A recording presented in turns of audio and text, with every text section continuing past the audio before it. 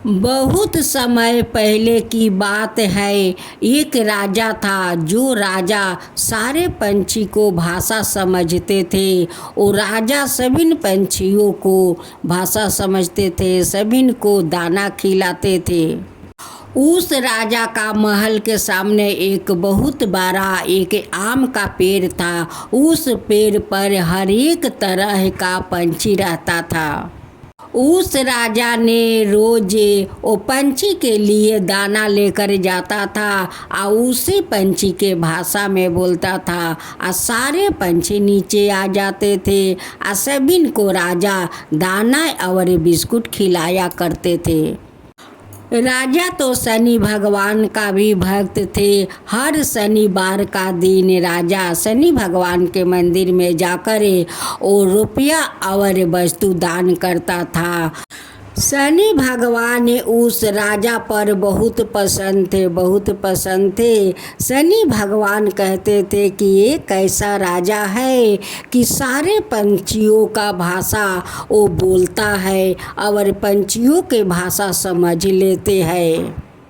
जब राजा दाना बिस्कुट रोटी लेकर उस आम का पेड़ के पास जाता था और पंछी के भाषा में बोलता था, सारा पंछी गाछ से नीचे उतर आता था।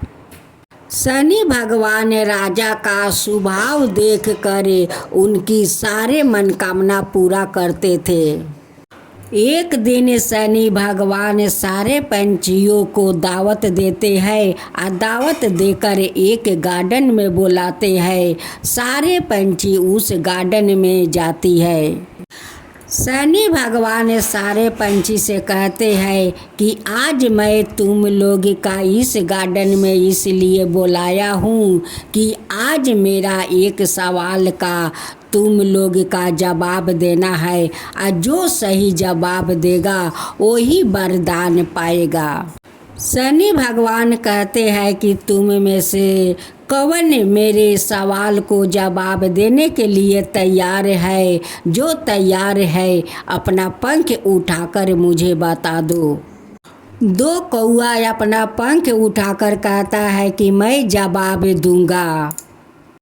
ठीक है, कौन सा ऐसा पंछी है कि वो कभी अपना घोंसला नहीं बनाती है, किसी दूसरा पंछी को घोंसला में जाकर अपना अंडा दे आती है और उस पंछी अपना अंडा समझकर उसे पालता है, उसे फटाता है और फटाकर उसे भोजन खिलाकर बड़ा करता है। और एक दिन उस पंछी का आँख के सामने से उड़कर चली जाती है।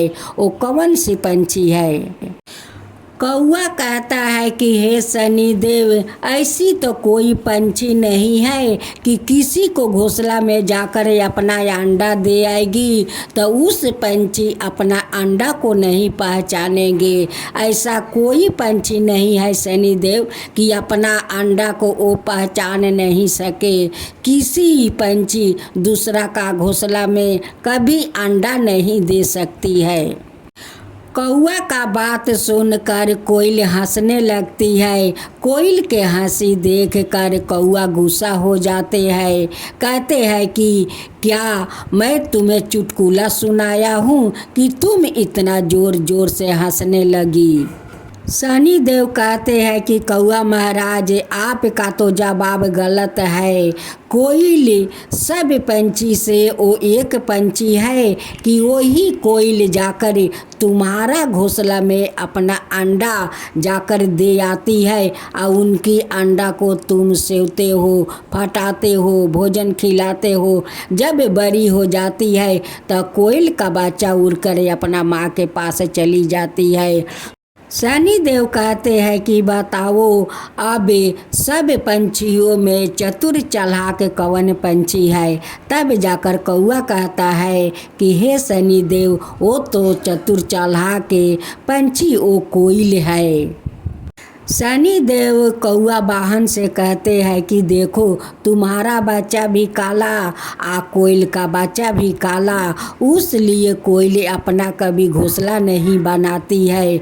और जब उनकी अंडा देने के समय हो जाता है तो वो तुम्हारा घोंसला में जाकर अपना अंडा दे देती है और तुम अपना अंडा समझकर उसे पोसते हो, पालते हो। जब कोयल का बच्चा बड़ी हो जाती है तो वो फुर्रकन उड़कर अपना माँ के पास चली जाती है।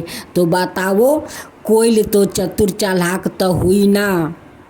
उसी समय राजा उस गार्डन में आ जाते हैं और शनि भगवान को दर्शन हो जाते हैं। राजा कहते हैं कि आज मेरा सौभाग्य कितना अच्छा है कि आज शनि भगवान को दर्शन हो गया।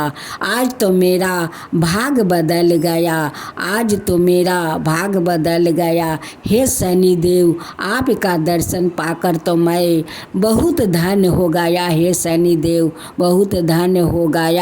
शनि देव कहते हैं कि हे राजा, आप जैसा तो राजा मैं कभी नहीं देखा कि जो राजा पंछी का भाषा बोलता हो, पंछी का भाषा समझता हो।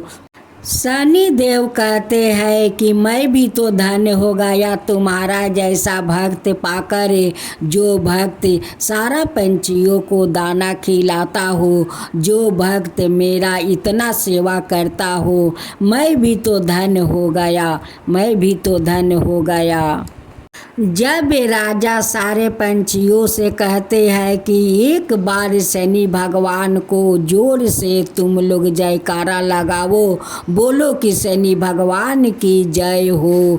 अब तो सारे चिड़िया च्यूं च्यूं च्यूं च्यूं करने लगी। शनि देव तो वो भाषा सुनकर बहुत प्रसन्न हो गए कि हे राजा, तुम्हारा भाषा तो ये पंछी पहचान लेती है।